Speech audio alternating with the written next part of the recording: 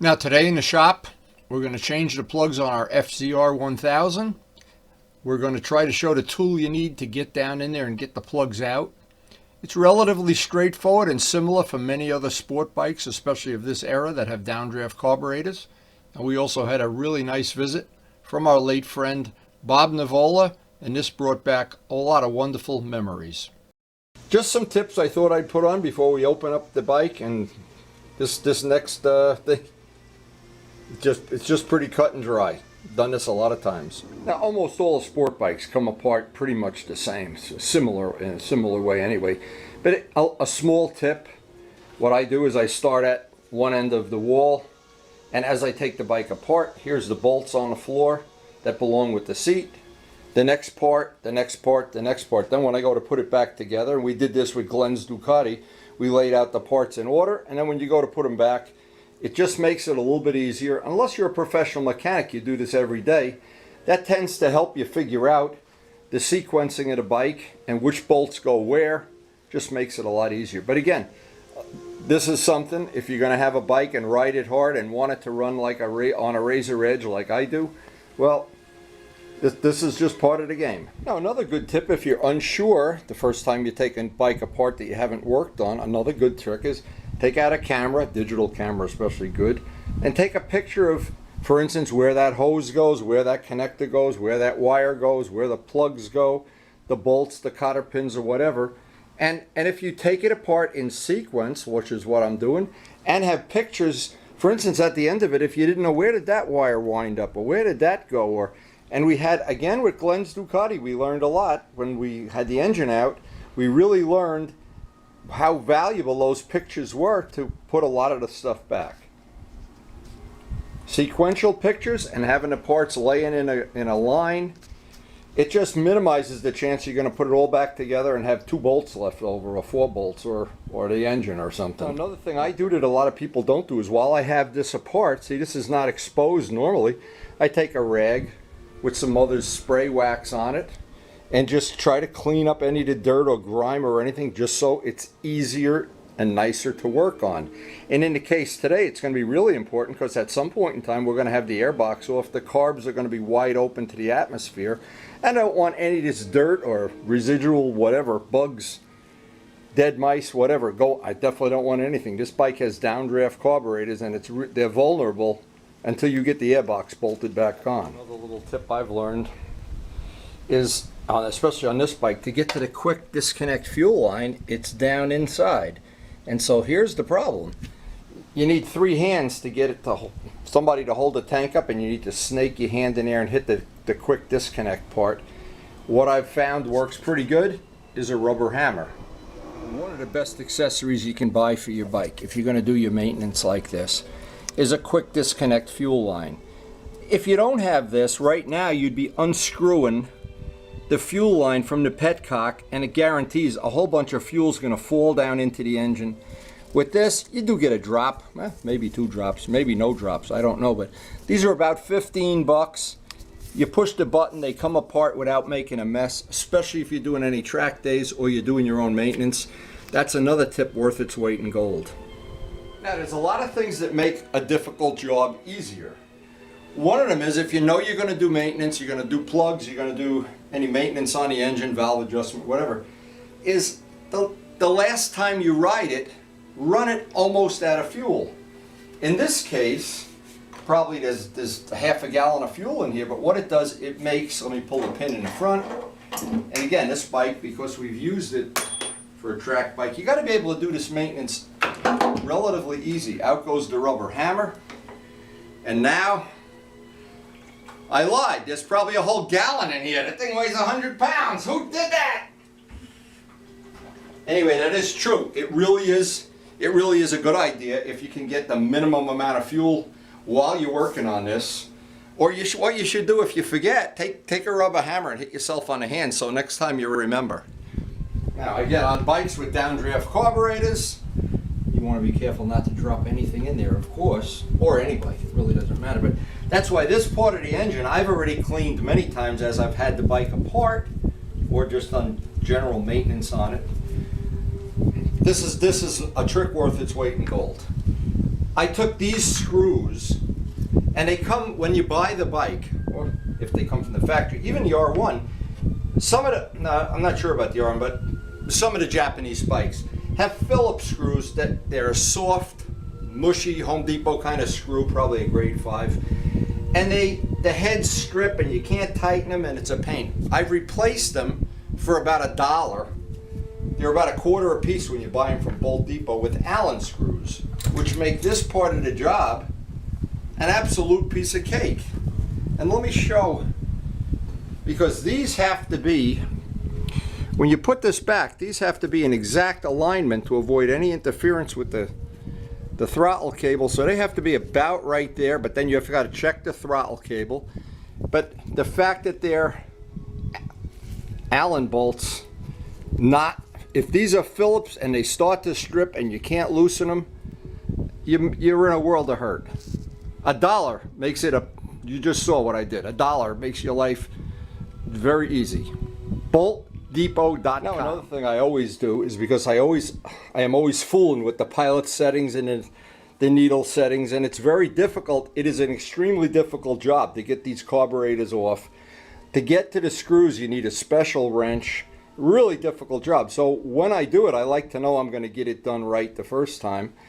And so what I did, every time I make an adjustment, I put what the last adjustment I made is, because to get to these, I have to get a screwdriver under here and put a mirror under here to work on them. Still not impossible to do, but it's not a garden variety job.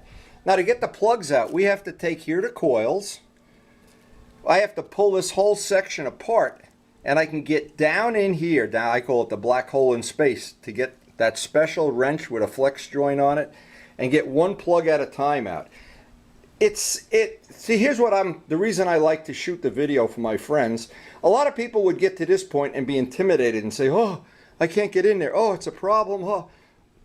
Well, you know, a lot of these things are intimidating, but if you just knuckle down, they're not intimidating at all. Everything is predictable. I have all the tools that I've used, all the bolts in the sequence, all the parts that have come off the bike in the sequence they came off the bike.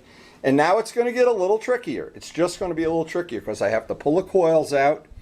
There's a little rubber gasket in there. It's a couple screws. And then I have to go down in and get the plugs out. But these are the kind of things, once you do them once, second time you do them, you're not intimidated at all. And I emphasize, if you see, I've always kept the engine, the part of the engine you don't even see, relatively clean, just because I like to have, when I work on things, I don't want to have dirt and grit and all that stuff falling in there. And if you were in doubt, you could roll up a paper towel. Maybe we'll do that just to cover each one up so we don't drop a bolt in there or a screw or whatever. That's probably cheap insurance.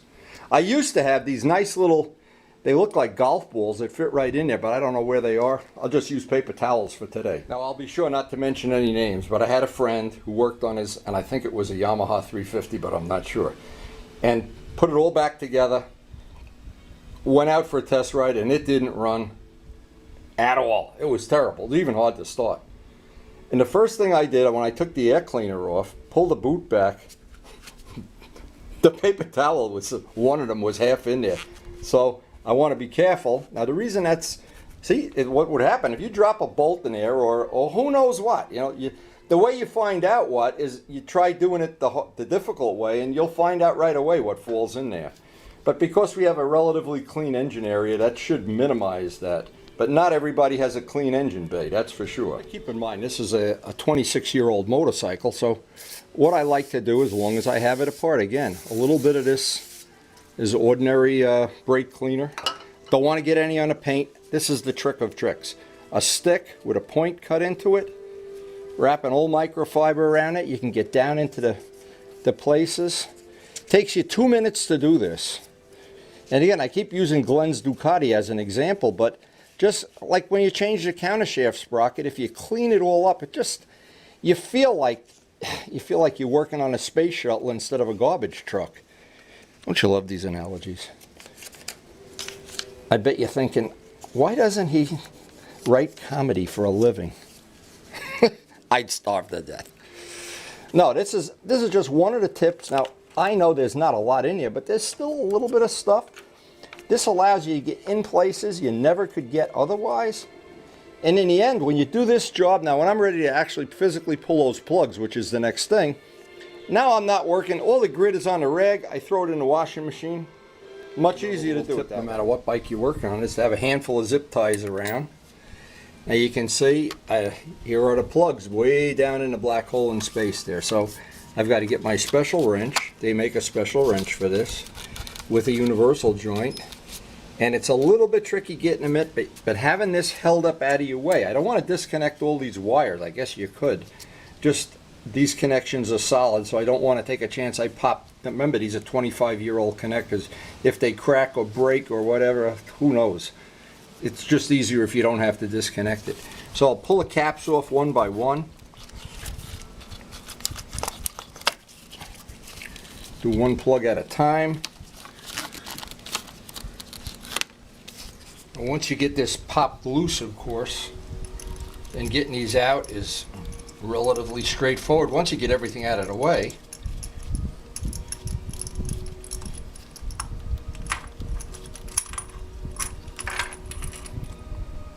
And you do need a wrench with a universal joint to get down in there. Now by looking at that plug, it looks like we were still running very rich.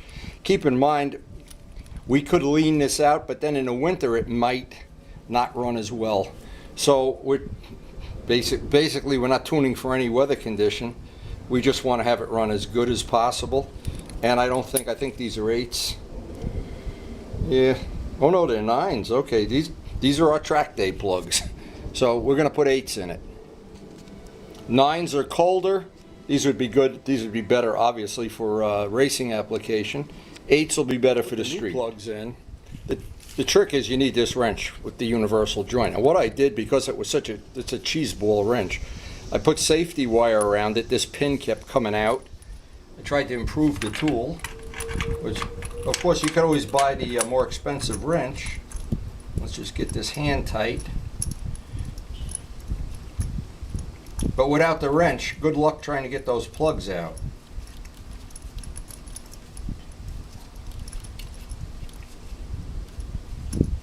And actually, since this is something we have to do on a regular basis, I don't want to not have the right tool if possible. Once it's in place, I can snug it up.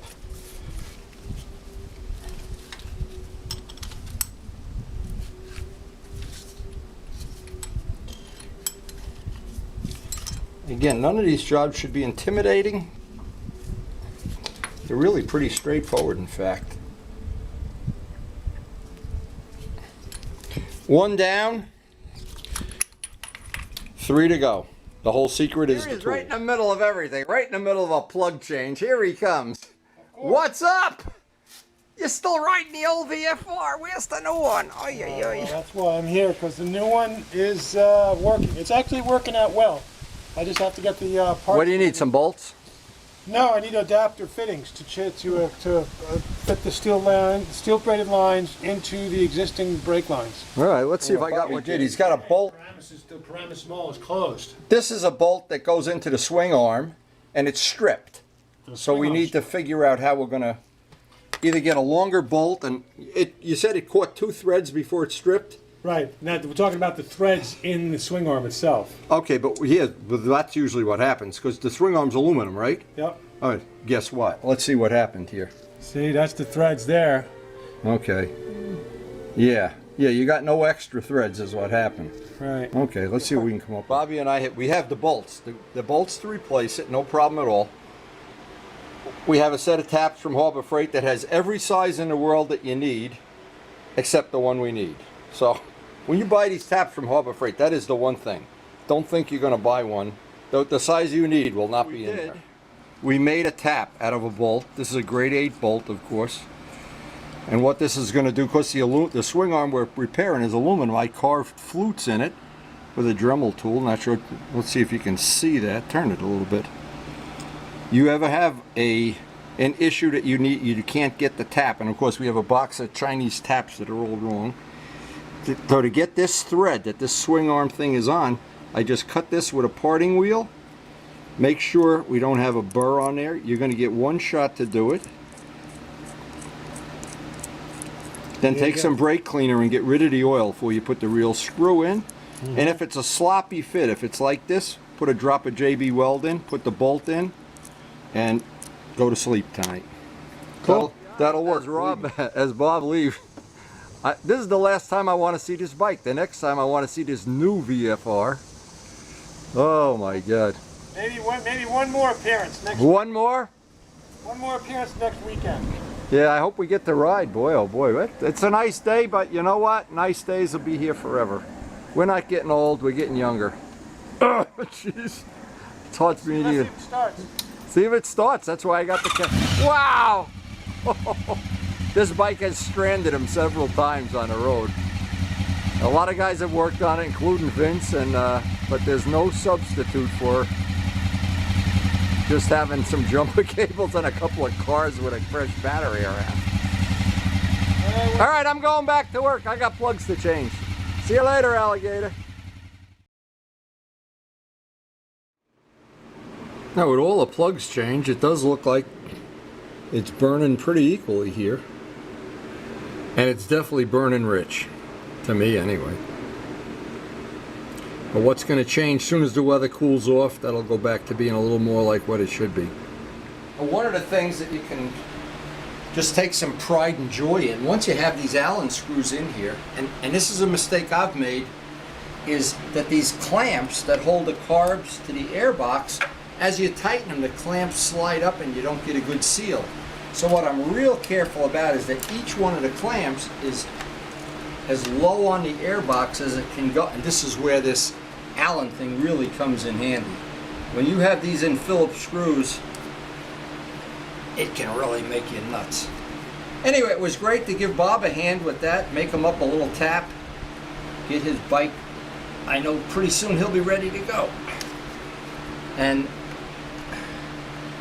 if you've picked up some little tips along the way, because most of these tips apply to almost any bike.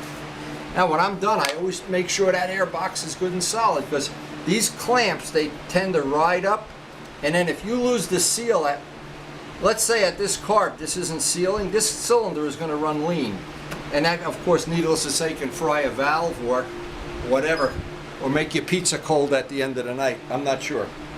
Anyway, all of those things, all of those little tips, the plugs are in, everything's tight now, we just got to reassemble a bike. And now this is what's handy about having the parts in order. I just go right down the line backwards, and probably within 10 minutes the bike will be back in one piece with nice fresh new plugs. Now as I'm reassembling this, I always look around. This is the kind of things I look for. Any wire that's rubbing has a squash spot on it, and I'll put a piece of black tape over it. Anything that could be loose, battery connections clean, no green stuff growing on the positive terminal, battery nice and tight. In here everything is nice and clean, ready for the next time we have to do any maintenance or whatever. It is ready for the reassembly. Now before I put the bike all back together permanently, I want to make sure I've got everything hooked up right.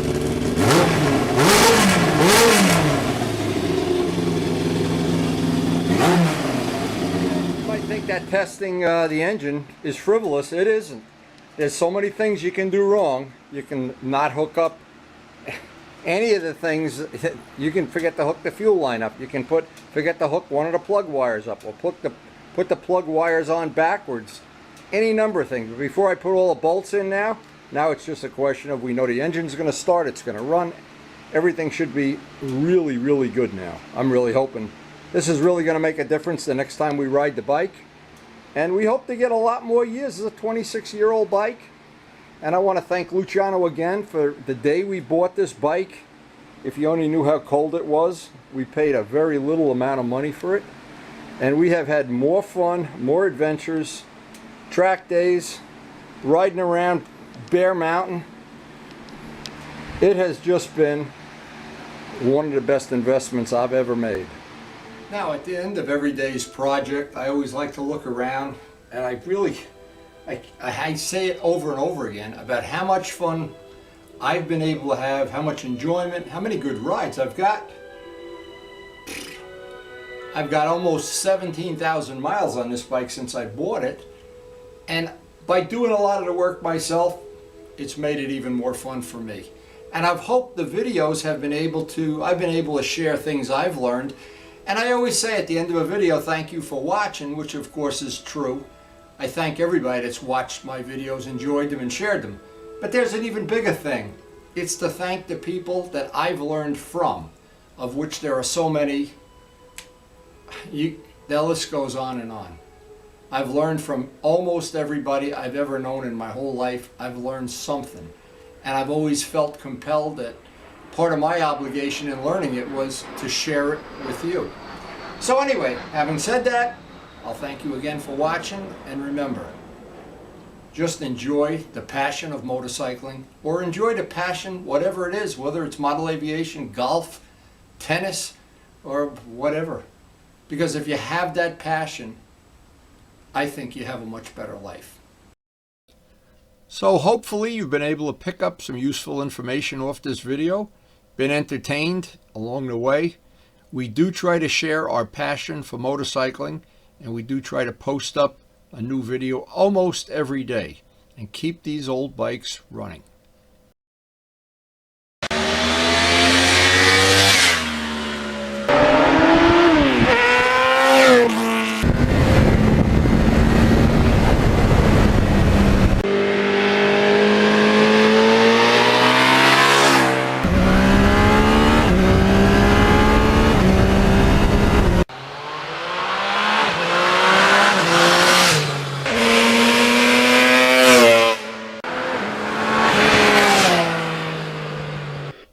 And thanks so much for watching.